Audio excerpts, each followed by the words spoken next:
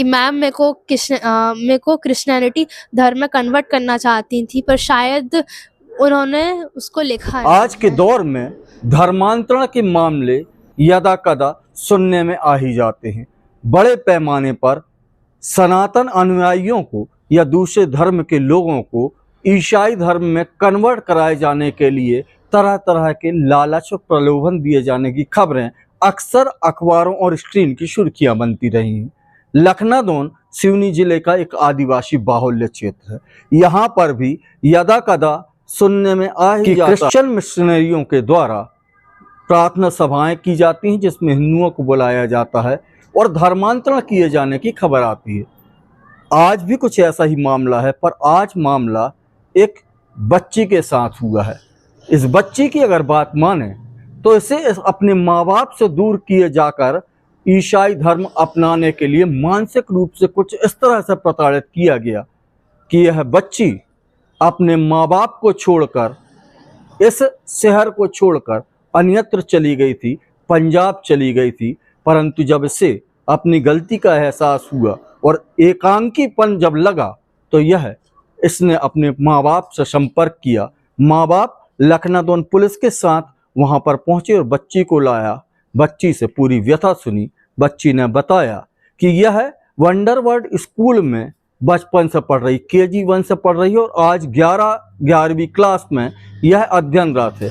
परंतु इस बच्ची का इल्जाम ये है, उनके अभिभावकों का इल्जाम ये है कि बच्ची को धर्मांतरण करके विभिन्न किस्म का लालच दिया जाता था और लंबे समय से इस बच्ची के साथ अपनत्व बताया जाता था।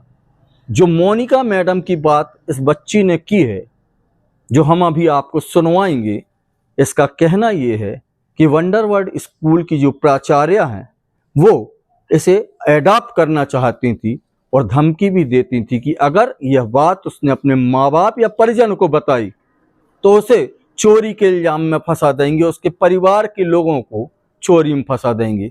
बच्ची ने एक बात और कही, लखनादौन में कोई पुलिस का अधिकारी है जिसकी पत्नी प्राचार्य मैडम की दोस्त है, इस तरह का जिक्र भी आया। तो क्या है वह मामला, कौन है वह पुलिस अधिकारी जिसके दबाव में पुलिस कार्रवाई करने से बच रही है? ऐसा पता चला है कि आज जब यह लौटी है पंजाब से, लुधियाना से, तो इसके माँ बाप के साथ जब यह थाने गई तो धर्मांतरण की भी पूरी बात इसने बताई। बचपन से इसके साथ क्या हुआ वह सारी व्यथा बताई। पर अब तक हमारे सूत्र ऐसा बताते हैं कि पुलिस ने इस तरह का कोई प्रकरण दर्ज नहीं किया। पुलिस के अधिकारियों से हमारी फ़ोन पर जब बात हुई तो उन्होंने कहा कि रिपोर्ट तो आई है, प्राथमिकी तो दर्ज की गई है, गुम इंसान की प्राथमिकी दर्ज की गई थी, उसके बयान भी हो गए हैं और शायद पुलिस अधिकारियों ने या तो लिखा नहीं या किसी किस्म का दबाव है कि धर्मांतरण के मामले को लेकर पुलिस अभी तक इस मामले में कोई कार्रवाई नहीं कर पा रही। इस बच्ची के साथ स्थिति यह है कि इसे उसी स्कूल में पढ़ना है, 11वीं क्लास में है, ये KG 1 से वहीं पढ़ रही थी और अभी इसे वहीं पढ़ना है। इस बच्ची ने ऑफ द कैमरा हमको बताया कि अंकल जी, कहीं आपको और हमारे परिवार के लोगों को कोई हानि ना पहुंचे, मेरे भविष्य के साथ खिलवाड़ ना हो। और इस तरह की कश्मकश में यह बच्ची आज भी सहमी हुई है। हालांकि ये अभी इस वक्त अपने माँ बाप के साथ है। इसने पुलिस में अपनी शिकायत दर्ज करा दी है। अब देखना ये होगा कि पुलिस इस मामले को कौन सा रंग देती है, पुलिस इस मामले में कौन कौन से रंग भरती है और क्या किसी व्यक्ति विशेष को बचाए जाने की भी कवायद पर्दे के पीछे चल रही है। वो कौन पुलिस अधिकारी है जिसकी पत्नी प्रिंसिपल मैडम की दोस्त हैं और फ़ोन पे इस बच्ची से भी 1-2 बार बात करा चुकी हैं। हालांकि यह पूरा मामला पुलिस तफ्तीश का है।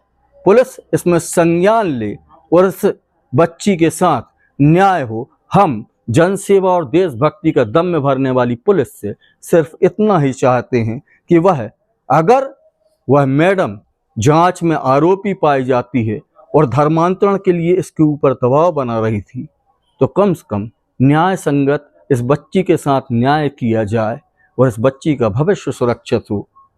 इस कामना के साथ हम इस अपडेट में आपसे लेते हैं विदा। इस मामले में अगर कोई और नया पेंच सामने आएगा तो हमारा आपसे वादा है कि हम इस बच्ची की आवाज़ बन के इसके साथ खड़े रहेंगे। इसके गरीब मजदूर माँ बाप जो दिहाड़ी करते हैं उनके साथ खड़े रहेंगे। जहाँ तक हो सकता है हम मानवता का धर्म निभाएंगे। फिलहाल मुझे दीजिए इजाज़त।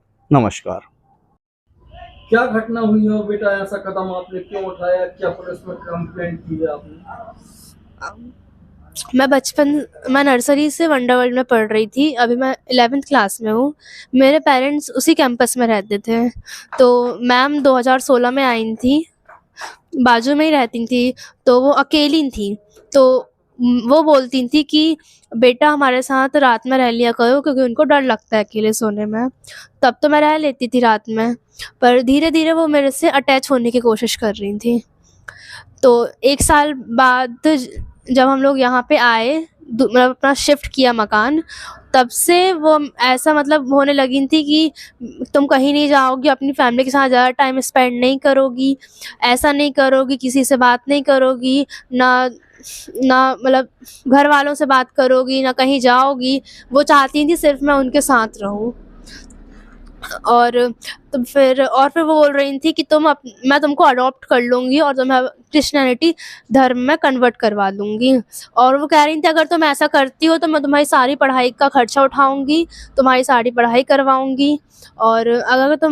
और मैंने बोली थी कि मैं अगर फैमिली को बता दूँगी तो वो कह रही थी अगर तुम अपनी फैमिली को बता दोगी तो मैं उन पे झूठा चोरी का इल्ज़ाम लगा दूँगी, और फिर तुम्हारी फैमिली के साथ जो होगा वो तुम जानती हो क्या हो सकता है। और उनकी कोई फ्रेंड है, पुलिस की वाइफ है उनकी फ्रेंड, तो उन्होंने उनसे बात करी थी कि 9 साल से अगर कोई लड़की आपके साथ रह रही है और अगर वो चोरी करती है तो उनके माँ बाप पे क्या वो होगी क्या वो दी जाएगा, वो इल्ज़ाम, वो क्या उनके ऊपर वो क्या होगा उनके साथ।